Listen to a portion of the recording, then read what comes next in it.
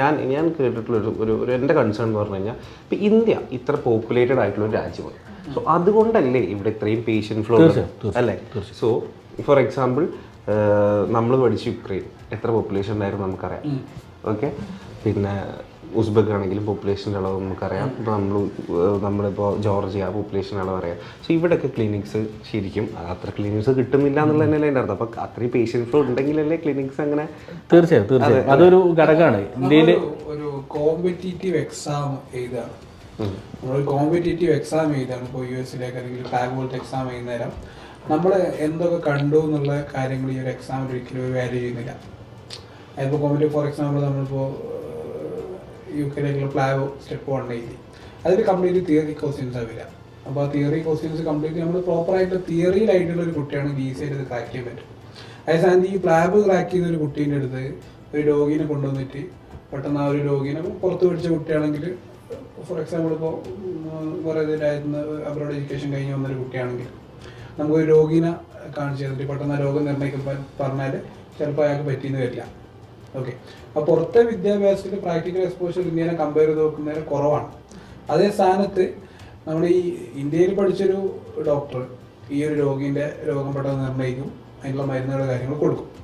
പക്ഷേ ഇയാൾക്ക് ഈ ഇന്ത്യയിൽ പഠിച്ചൊരു ഡോക്ടർ അല്ലെങ്കിൽ നല്ല എക്സ്പീരിയൻസ് ഉള്ള കഴിവുള്ള ഒരു ഡോക്ടർക്ക് ചിലപ്പോൾ ഒരു ഫസ്റ്റ് അറ്റംപ്റ്റ് പ്ലാബോ അല്ലെങ്കിൽ ഒരു USML എഴുതി എടുക്കാൻ പറ്റിയെന്ന് വരില്ല. നല്ല ഹാർഡായിട്ട് അതിന് വേണ്ടിയിട്ട് പ്രിപ്പയർ ചെയ്യേണ്ടി വരും. അപ്പോൾ ആ ഒരു ഇഷ്യൂസ് ഉണ്ട്. രണ്ടും രണ്ട് രീതിയിലുള്ളതാണ്. അല്ല, എനിക്ക് മനസ്സിലായി. പക്ഷെ ഞാൻ പറഞ്ഞ ഒരു ഫാക്ടറാണ് കുറച്ച്, ടു ബി ഫ്രാങ്ക്, ഇന്ത്യനേക്കാൾ കുറവാണ് ബാക്കിയുള്ള രാജ്യങ്ങളിൽ എന്ത് പേഷ്യൻ്റ് എക്സ്പോഷർ. അതെ, പേഷ്യൻ്റ് എക്സ്പോഷർ ഇവിടെ കൂടാനുള്ള കാരണം നമ്മൾ വളരെ തിക്ലി പോപ്പുലേറ്റഡ് ആണ്. അതെ, വളരെ തിക്ലി പോപ്പുലേറ്റഡ് ആണ്. മെട്രോസിലും സിറ്റീസിലും മാത്രം. ഇപ്പോൾ കേരളത്തിലുള്ള ഒരു പേഷ്യൻ്റ് എക്സ്പോഷർ ചിലപ്പോൾ കർണാടകയിലോ മഹാരാഷ്ട്രയിലോ ഗ്രാമങ്ങളിലുള്ള ഒരു മെഡിക്കൽ കോളേജിൽ കിട്ടൂല. ഉറപ്പാണ്, തീർച്ചയായിട്ടും. അത് മനസ്സിലാക്കണം. കേരളത്തിൻ്റെ സാധനം വെച്ചിട്ടാണ് നമ്മൾ ആൾക്കാർ മുഴുവൻ കാണുന്നത്. ഇവിടത്തെ ഒരു കഥ വെച്ചിട്ടാണ്. ഇത് തന്നെ ഒരു വ്യത്യാസമുള്ള എന്താണെന്ന് പറയുക, ഇപ്പോൾ മെഡിക്കൽ കോളേജുകൾ, ഇപ്പം ഞാനിത് ഇങ്ങനെ തന്നെ പറയാം, ഒരു മെഡിക്കൽ കോളേജിനെ മോശമാക്കുന്നില്ല, പക്ഷെ ഇങ്ങനെ തന്നെ കേട്ടോ. അതായത് നമുക്ക് പെട്ടെന്നൊരു വല്ലാത്തൊരു അസുഖം വന്നു, നല്ല സീരിയസ് കണ്ടീഷൻ അസുഖമാണ്, നമ്മൾ ഏത് ഹോസ്പിറ്റലിലേക്ക് പോവുക? ഇവിടെ നമ്മുടെ നാട്ടിൽ ഇവിടെ കോഴിക്കോട് ഫിനാൻഷ്യൽ സ്റ്റാറ്റസ് പോലെ അതുണ്ടാവും. എന്നാൽ പോലും മെഡിക്കൽ കോളേജുകളിൽ പേരെടുത്ത മെഡിക്കൽ കോളേജുകളിലോ അല്ലെങ്കിൽ നമ്മുടെ ഗവൺമെന്റ് മെഡിക്കൽ കോളേജുകളിലോ പോവാം അല്ലേ? ഇപ്പൊ നമ്മുടെ നാട്ടിൽ തന്നെ കേരളത്തിൽ തന്നെ എത്ര മെഡിക്കൽ കോളേജുകൾ എനിക്കറിയാം, നിനക്കും അറിയാം. നമുക്കിവിടെ തൊട്ടടുത്ത് മെഡിക്കൽ കോളേജ്, കാലിക്കറ്റ് വേറെ മെഡിക്കൽ കോളേജസ് ഉണ്ട്, ഇങ്ങനെ കൊച്ചിയിലുണ്ട്, കുറേ സ്ഥലത്തുണ്ട്. പക്ഷെ അവിടെ ഒന്നും നമ്മൾ പോയിട്ടില്ല. ഞാൻ ഇതുവരെ പോയി അറ്റൻഡ് ചെയ്യാൻ നിന്നിട്ടില്ല. അതിൻ്റെ റീസൺ എന്താണ്? നമ്മൾ തന്നെ സെലക്റ്റീവാണ്, ആൾക്കാരെ സെലക്റ്റീവാണ്. അതുപോലെ തന്നെയാണ് ഇത് മൊത്തത്തിലെല്ലാം. ഈ ഐഡിയ കുട്ടികൾക്ക് മനസ്സിലാവില്ല എന്ന് മാത്രം. പ്രൈവറ്റ് ഹോസ്പിറ്റലിൽ വർക്ക് ചെയ്യുന്ന പല ഡോക്ടർമാരും അവരുടെ എക്സ്പീരിയൻസും അവരുടെ ഒരു ഗുഡ് നെയിമും ഉണ്ടാക്കിയത് മെഡിക്കൽ കോളേജാണ്. മെഡിക്കൽ കോളേജിൽ ഏറ്റവും കൂടുതൽ അവർക്ക് പ്രാക്ടിക്കൽ എക്സ്പോഷർ കിട്ടുന്നവരാണ്. MBBS എവിടുന്ന് പഠിച്ചു വരുന്നു എന്നുള്ളതല്ല, ആ ഡോക്ടർ എത്രത്തോളം എക്സ്പീരിയൻസ്ഡാണ്, എത്രത്തോളം പ്രാക്ടിക്കൽ എക്സ്പോഷർ ഡോക്ടർക്ക് കിട്ടുന്നുണ്ട്, എത്ര പേഷ്യൻറ്റിനെ അയാളെ ചികിത്സിക്കുന്നുണ്ട്. ഇപ്പോൾ ഫോർ എക്സാമ്പിൾ ഒരു നല്ലൊരു പ്ലംബർ ആണെങ്കിൽ അയാളുടെ എക്സ്പീരിയൻസ് പോലെ ഉണ്ടാവും അയാളുടെ വർക്ക്. ഒരു മെക്കാനിക് ആണെങ്കിൽ അയാളുടെ എക്സ്പീരിയൻസ് പോലെ ഉണ്ടാവും അയാളുടെ വർക്ക്. അപ്പോൾ നല്ലൊരു ഡോക്ടർ ആണെങ്കിൽ അയാളുടെ എക്സ്പീരിയൻസ് എത്രത്തോളം എക്സ്പീരിയൻസ്ഡാണോ അത്രത്തോളം നല്ല രീതിയിലുള്ള ട്രീറ്റ്മെൻറ്റ് അയാൾക്ക് എല്ലാവർക്കും കൊടുക്കാൻ പറ്റും. ഇതിനൊക്കെ ഒരു വിലങ്ങ് തടിയായിട്ട് നമ്മുടെ നാട്ടിൽ നീറ്റ് എക്സാം വെക്കുന്നുണ്ട്. കാരണം നമ്മുടെ നാട്ടിലിപ്പോൾ ഒരു കുട്ടി ഡോക്ടർ ആവണമെങ്കിൽ നീറ്റ് ക്വാളിഫൈ ആയിരിക്കണം, അല്ലെങ്കിൽ നീറ്റിൽ നല്ല മാർക്ക് ഉണ്ടായിരിക്കണം. ഇങ്ങനത്തെ കുറച്ച് ക്രൈറ്റീരിയാസ് നീറ്റ് മുന്നിൽ വെക്കുന്നുണ്ട്. അപ്പോൾ ഒരിക്കലും ഈ നീറ്റ് എന്നുള്ളത് ഒരു ഡോക്ടർ ആവാന്നുള്ളത്, ഒരു നല്ല ഡോക്ടർ ആവാന്നുള്ളതിന് ഓപ്പോസിറ്റ് ചെയ്ത് നിൽക്കുന്ന ഒരു കാരണം അല്ല. അതിന് പല സൊല്യൂഷൻസും ഉണ്ട് ഇന്ന് നമ്മുടെ നാട്ടിൽ അവൈലബിൾ ആണ്. അപ്പോൾ ഞാനിപ്പോൾ റിപ്പീറ്റിൻ്റെ കാര്യം പറയുകയാണെങ്കിൽ, ഇപ്പോൾ നീറ്റ് റിപ്പീറ്റ് ഞാൻ റിപ്പീറ്റ് ചെയ്തിട്ടുണ്ട് ഒരു വർഷം. നമ്മുടെ അലീഷ ഒരു വർഷം റിപ്പീറ്റ് ചെയ്തിട്ടുണ്ട്. നിങ്ങളാണെങ്കിലും ഏകദേശം ഒരു 2 വർഷത്തോളം നിങ്ങൾ റിപ്പീറ്റ് ചെയ്തിട്ടുണ്ട് അല്ലേ? നമ്മൾ എന്തിനാണ് റിപ്പീറ്റ് ചെയ്തത്? ഇപ്പോൾ എൻ്റെ ആ ഒരു വർഷം ഞാൻ ആ ഫസ്റ്റ് ഇയറിൽ ഞാൻ +2 നീറ്റ് ചെയ്തിട്ട് ഞാൻ നീറ്റ് ക്വാളിഫൈഡ് ആയ ഒരു വ്യക്തിയാണ്. ആ വർഷം കയറിയിട്ടുണ്ടെങ്കിൽ എൻ്റെ ജീവിതത്തിൽ ഒരു വർഷം എനിക്ക് ലാഭിക്കാൻ പറ്റിയിരുന്നു അവിടെ.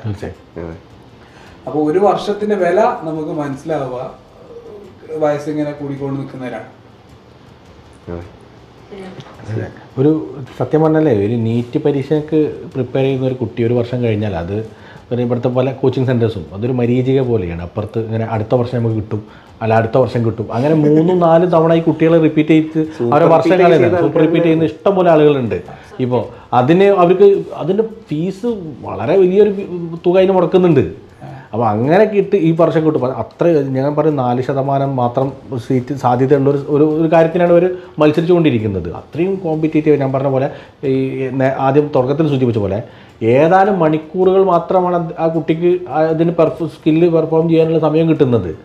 അപ്പോൾ ഫിനാൻഷ്യൽ ആയിട്ടുള്ള ലാഭം തന്നെ നോക്കുകയാണെങ്കിൽ തന്നെ നമ്മുടെ നാട്ടിൽ ഇപ്പോൾ 1,90,000 സീറ്റ് ഉണ്ടെന്ന് പറഞ്ഞിട്ടുണ്ട്. അതിൽ പ്രോപ്പറായിട്ട് ഗവൺമെന്റ് സീറ്റ് 50,000 വരുന്നുള്ളൂ.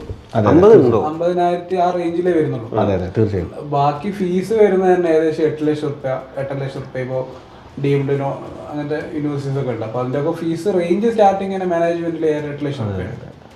പിന്നെ അത് കൂടാണ്ട് ഇപ്പൊ NRI സീറ്റ് ആണെങ്കിൽ ഈ പറഞ്ഞ എല്ലാ മെഡിക്കൽ കോളേജുകളിലും ഇതിലല്ലോ. ഇപ്പൊ പ്രൈവറ്റ് മെഡിക്കൽ കോളേജസിലാണ് ഈ പറഞ്ഞ മാനേജ്മെന്റ് സീറ്റ്സ് ഉള്ളത്. അതിന്റെ അതാണ് നമ്മൾ കുറച്ച് നേരത്തെ പറഞ്ഞത്. എന്ത് അവിടെ അത്രയും പേഷ്യന്റ് എക്സ്പോഷർ വരുന്നുണ്ടോ ഇല്ല. ഇപ്പൊ നമുക്ക് NRI സീറ്റ് ആണെങ്കിൽ ഒരു വർഷം 20 ലക്ഷം 22 ലക്ഷം റുപ്യക്കാണ് വരുന്നത്. അതെ. അപ്പൊ ഇന്ത്യയിൽ തന്നെ കേരളത്തിൽ അത്യാവശ്യം നല്ല രീതിയിലുള്ള എക്സ്പോഷർ കിട്ടുന്ന പ്രൈവറ്റ് ഹോസ്പിറ്റൽസ് ഉണ്ട്, പ്രൈവറ്റ് മെഡിക്കൽ കോളേജ് ഉണ്ട്. നമ്മൾ കേരളത്തിന്റെ പുറത്തോട്ട് പോവുകയാണെങ്കിൽ ഇപ്പൊ നോർത്തിലോ അല്ലെങ്കിൽ സൗത്തിലുള്ള ബാക്കി സ്ഥലത്ത് പോവുകയാണെങ്കിൽ ഇത്രത്തോളം പേഷ്യൻസ് എക്സ്പോഷർ ഇല്ലാത്ത ക്യാമ്പസിലും നല്ല ഫീസിൽ കുട്ടികൾ പഠിക്കുന്നുണ്ട്. എനിക്കിവിടെ പറയാനുള്ള വെച്ചാല് നമ്മള് പഠിക്കുന്ന അനുസരിച്ചിരിക്കും. കാരണം എന്താ പറയാ, പുറത്താണെങ്കിൽ തന്നെ നമ്മൾ ക്രേവ് ചെയ്യണം നോളജിന്. നമ്മൾ സ്വന്തമായിട്ട് കുറച്ച് ഇനിഷ്യേറ്റീവ് എടുക്കണം. ലൈക്ക് ടീച്ചേഴ്സിനോട് പോയി ചോദിക്കുക. ഇനിയിപ്പോ സർജറി കാണാൻ പറ്റില്ലെങ്കിൽ ചോദിച്ചു വാങ്ങാം. അങ്ങനെ ഞാൻ കുറെ അങ്ങനെ ചെയ്തിട്ടുണ്ട്. നമ്മൾ കുറെ അങ്ങനെ ചെയ്തിട്ടുണ്ട്, പോയിട്ടുണ്ട്. ടീച്ചേഴ്സിനെ പിന്നാലെ നടന്നിട്ടുണ്ട്. നമുക്ക് കാണിച്ചു തരണം, നമുക്കിത് പഠിപ്പിച്ചു തരണം. എന്നാൽ ടീച്ചേഴ്സ് എന്താ അത്രയും കോപ്പറേറ്റീവ് ആണ്. നല്ല കോപ്പറേറ്റ് ചെയ്ത് എത്ര ലേറ്റ് ആയിട്ട് വേണമെങ്കിലും നമ്മൾ ഇരുത്തി പഠിപ്പിച്ചിട്ടുണ്ട് നമ്മുടെ ഇന്റേണൽ മെഡിസിൻ മാഡം. അപ്പം ആ ഒരു ക്രേവിങ് എന്തായാലും വേണം. പിന്നെ അതുപോലത്തെ തന്നെ ഇപ്പം ക്ലിനിക്കൽ എക്സ്പോഷർ കുറവാണ് ഓൾറെഡി പറഞ്ഞു. പക്ഷെ നമ്മൾ 3rd ഇയർ ഇവിടെ വന്നപ്പോൾ നമ്മൾ ഹോസ്പിറ്റൽസിൽ കയറിയിരുന്നു. എനിക്ക് സിറ്റി ഹോസ്പിറ്റലിൽ ഡോക്ടേഴ്സ് വെൽക്കം ചെയ്തു. പ്രാക്ടിക്കൽ എക്സ്പോഷർ കുറവ് എന്നുള്ളത് എല്ലാ രാജ്യത്തിനോടും കമ്പയർ ചെയ്യാൻ പറ്റില്ല. ഇപ്പൊ ഇന്ത്യ പോലുള്ള രാജ്യങ്ങള് കറന്റ് MBBS പഠിക്കാൻ കുട്ടികൾ പോകും. അതായത് ഇപ്പോൾ ഉസ്ബെക്കിസ്ഥാൻ നോക്കുകയാണെങ്കിൽ, കസാഖിസ്ഥാൻ നോക്കുകയാണെങ്കിൽ, അല്ലെങ്കിൽ തജിക്കിസ്ഥാൻ നോക്കുകയാണെങ്കിൽ, ഇതുപോലത്തെ രാജ്യങ്ങൾ ഇന്ത്യ പോലെ തന്നെ ഡെവലപ്പിംഗ് ആണ്. അപ്പൊ അവിടെ ഈ ഒരു പേഷ്യന്റിന്റെ ഫ്ലോ നല്ല രീതിയിലുണ്ട്. അതുകൊണ്ട് തന്നെ നമുക്ക് പേഷ്യന്റിനെ കൂടുതലായിട്ട് കാണാൻ പറ്റുന്നുണ്ട്. ബാക്കി രാജ്യങ്ങളെ കമ്പയർ ചെയ്ത് നോക്കുന്ന നേരം കൂടുതലായിട്ട് പ്രാക്ടിക്കൽ എക്സ്പോഷർ കിട്ടുന്നുണ്ട്. ഇതൊരിക്കലും ഒരു നല്ല കാര്യം കംപ്ലീറ്റ്ലി നല്ലതായിട്ട് പറയാൻ പറ്റില്ല. കാരണം അതാത് രാജ്യത്തിന് അതിൻ്റെതായ പ്രത്യേകതകളുണ്ട്. ഇപ്പൊ നമ്മളിപ്പോ ഫോർ എക്സാമ്പിൾ യൂറോപ്യൻ കൺട്രീസിൽ പഠിക്കുകയാണെങ്കിൽ അവിടെ പഠിക്കുന്ന കുട്ടികൾ തന്നെ നമ്മൾ first year, second year, 3rd year ഒക്കെ ആവുന്ന നേരം പേഷ്യൻസിനെ കാണിക്കുന്നില്ല. കാരണം അവർക്ക് അവരുടേതായ ഹ്യൂമൻ റൈറ്റ്സും ഹെൽത്ത് ക്രൈറ്റീരിയാസും ഒക്കെ ഉണ്ട്. അതിനനുസരിച്ച് മാത്രമേ നമുക്ക് അവിടുത്തെ പേഷ്യൻസിനെ ചികിത്സിക്കാൻ പറ്റുകയൊക്കെ ചെയ്യും. വൈക നിങ്ങൾ യൂറോപ്പിലത്തെ വിചാരിച്ച ഒരാളല്ലേ, നമ്മളൊരു സ്റ്റുഡന്റ്, അതായത് ഒരു മെഡിക്കൽ സ്റ്റുഡന്റ് നമ്മളെ ചികിത്സിക്കുന്ന അവർക്കൊരു ഫിറ്റായിട്ട് കഴിഞ്ഞാൽ മാത്രമേ അവർക്കൊരു ക്ലിനിക്കൽ എക്സ്പോഷറിലേക്ക് പോകുള്ളൂ. ഒരു തിയററ്റിക്കൽ നോളജും ബാക്കിയുള്ള കാര്യങ്ങൾ കൃത്യമായിട്ട് ഫിറ്റായി കഴിഞ്ഞാൽ മാത്രമേ അവർ. പിന്നെ മാത്രമല്ല ഈ കൊറോണൻ്റെ സമയത്ത് ഞാൻ യൂറോപ്പിലുണ്ടായിരുന്നു. അപ്പോൾ കൊറോണൻ്റെ സമയത്തൊക്കെ എന്താ വെച്ചിട്ടുണ്ടെങ്കിൽ ഈ ഡോക്ടേഴ്സിൻ്റെ ഒരു ആവശ്യകത വളരെ രൂക്ഷമായി. ഇപ്പോൾ ഇറ്റലിയിലൊക്കെ വരുന്ന സമയത്ത് അവിടുന്ന് ഡോക്ടേഴ്സ് എല്ലാവരും അവിടുന്ന് ജോലി ഇട്ടെറിഞ്ഞു കൂടുക ചെയ്തത്. കാരണം ഈ കൊറോണ വരുന്ന സമയത്ത്. അപ്പോൾ ഡോക്ടേഴ്സിൻ്റെ ഒരു ആവശ്യകത ഈ മാനവിക കുലത്തിന് എത്രത്തോളം ഉണ്ട് എന്നുള്ളത് കൊറോണ നമ്മളെ പഠിപ്പിച്ചതാണ്.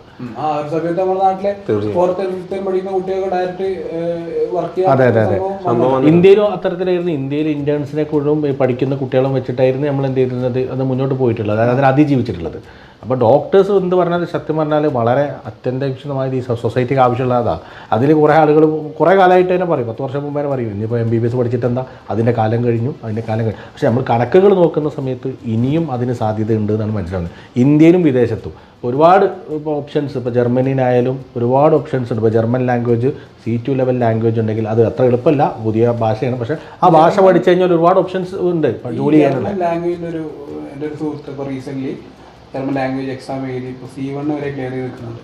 അപ്പോൾ അവനോട് ഞാൻ ചോദിച്ചപ്പോൾ പറഞ്ഞു, നമ്മൾ ഫസ്റ്റ് ഇയർ മുതൽ പഠിക്കുന്ന MBBSന് പോകുന്ന ഒരു കുട്ടി പഠിക്കുന്ന നേരം ആ ഒരു മെഡിക്കൽ ടേംസ് ഫസ്റ്റ് ഇയർ നമ്മൾ ജർമ്മനിൽ ആ ഒരു ടേംസ് ആയിട്ട് പഠിച്ച് പോവുകയാണെങ്കിൽ 6 ഇയർ കഴിയുമ്പോഴേക്ക് നമുക്ക് ആ ഒരു C2 എത്തും. ഒരു എയിം ഉണ്ടെങ്കിൽ പ്രോപ്പറായിട്ടുള്ള എയിമും ഒരു പാറ്റേണും പഠിച്ച് പോവുകയാണെങ്കിൽ നമ്മൾ ഈ കോഴ്സ് കഴിയുന്നതിന്റെ കൂടെ തന്നെ നമുക്ക് ഈ പറയുന്ന എക്സാംസ് ഒക്കെ അതിൻ്റെതായ രീതിയിൽ ക്രാക്ക് ചെയ്ത് വരികയാണെങ്കിൽ ഒരുപാട് എളുപ്പമാണ്. ഇവിടെ എക്സാം ക്രാക്ക് ചെയ്യുന്ന കാര്യം പറഞ്ഞപ്പോൾ ഇപ്പോൾ നിങ്ങൾ 2 പേരും FMG ഫസ്റ്റ് അറ്റംപ്റ്റിൽ ക്ലിയർ ചെയ്തു.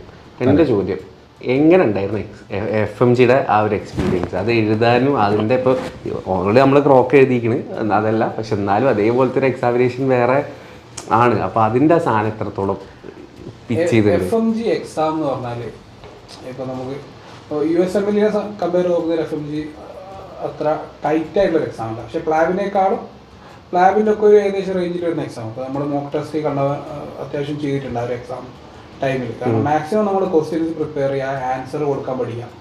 അതായത് ഓപ്ഷൻസ് ഈ FMG ഇല്ലേ, നാട്ടിൽ നിന്ന് ആൾക്കാർ ഇപ്പോൾ ഓൾറെഡി നെക്സ്റ്റ് വരുന്നാണല്ലോ പറയണേ. നെക്സ്റ്റ് എഴുതുമ്പോൾ നിങ്ങൾക്ക് ശരിക്കും തോന്നുന്നുണ്ട് നെക്സ്റ്റ് എഴുതുന്ന ഇവിടുത്തെ എല്ലാ കുട്ടികളും ഇന്ത്യയിൽ നിന്ന് എഴുതുന്ന എല്ലാവരും പാസ്സാവാൻ സാധ്യത ഉണ്ടെന്ന്? കാരണം ഒരു കോമ്പറ്റീറ്റീവ് എക്സാം അല്ല FMG എന്ന് പറയുന്നത്. കോമ്പറ്റീറ്റീവ് എക്സാം, അതായത് സ്ക്രീനിങ് ടെസ്റ്റ് അല്ല. ഈ നെക്സ്റ്റിന്റെ കാര്യം പറയുമ്പോൾ തോന്നുന്നുണ്ടോന്നാണ്.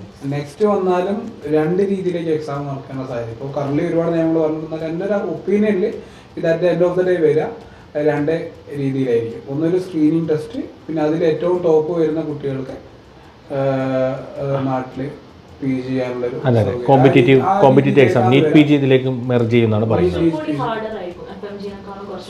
കുറച്ച് ഹാർഡർ ആവാനാണ് സാധ്യത വരുന്നത്. FMGനേക്കാൾ ഹാർഡർ ആവാനുള്ള സാധ്യത ഞാൻ കാണുന്നില്ല. കാരണം എന്താ അറിയോ, FMG നല്ല ടഫസ്റ്റ് എക്സാമാണ് ഇപ്പോൾ ഇന്ത്യയിൽ നടക്കുന്നത്. പക്ഷേ FMGനേക്കാൾ ഹാർഡറായി കഴിഞ്ഞാൽ എന്താ വെച്ചിട്ടുണ്ടെങ്കിൽ ഇന്ത്യയിൽ ഡോക്ടേഴ്സിൻ്റെ എണ്ണം വീണ്ടും കുറയും.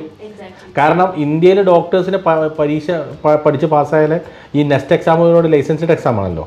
അപ്പോൾ അവരൊരു ക്വാളിഫിക്കേഷൻ റൗണ്ടിൽ അവർ ക്വാളിഫൈ ചെയ്തിട്ടില്ലെങ്കിൽ ആ വർഷം ഇന്ത്യയിൽ ഡോക്ടേഴ്സ് ഉണ്ടാവില്ല, വീണ്ടും കുറയും.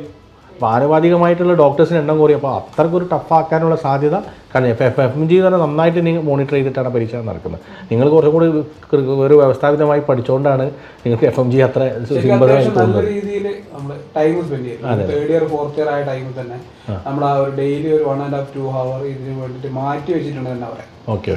ആ ഒരു ഈ കോവിഡ് ടൈം ആണെങ്കിലും വാർ ടൈം ആണെങ്കിലും ഇതൊക്കെ ആണെങ്കിൽ ഒരു ഞാനൊക്കെ പഠിച്ചത് മാരോ എന്ന് പറഞ്ഞൊരു ആപ്ലിക്കേഷൻ ഡൗൺലോഡ് ചെയ്തിട്ട് ആപ്ലിക്കേഷൻ യൂസ് ചെയ്തിട്ട് മാരോ പ്രിപ്പയർ യൂസ് ചെയ്യുന്ന കുട്ടികളുണ്ട്. പിന്നെ നമുക്കൊരു ഹെഡ് സ്റ്റാർട്ട് കിട്ടാൻ വേണ്ടിയിട്ട് 2 പ്രാവശ്യം ഫസ്റ്റ് ക്രോക്കും സെക്കൻഡ് ക്രോക്കും ഉണ്ടായിരുന്നു. നമുക്കൊരു ഹെഡ് സ്റ്റാർട്ട് എങ്ങനെയാണ് MCQ ക്വസ്റ്റ്യൻസ് വരിക എന്നുള്ളത് നമുക്ക് ക്ലിയർ ആയിട്ട് മനസ്സിലായി. അതിൽ കൂടെ നമുക്ക് ഫസ്റ്റ് സെക്കൻഡ് തേർഡ് ഇയർ എല്ലാം കൂടി ഒരു ക്രോക്ക്, പിന്നെ 3rd 4th 5th 2 croak exams ആയിരുന്നു. അതുകൊണ്ട് കുറച്ചും കൂടി നമുക്കൊന്ന് ഒന്നുകൂടി ക്വസ്റ്റ്യൻസ് കാണാനും കൂടുതലായിട്ട് പ്രാക്ടീസ് ചെയ്യാനുള്ള ട്രാക്കിലിട്ട് പഠിക്കേണ്ടത്. നല്ല ഹെൽപ്ഫുൾ ആയിരുന്നു.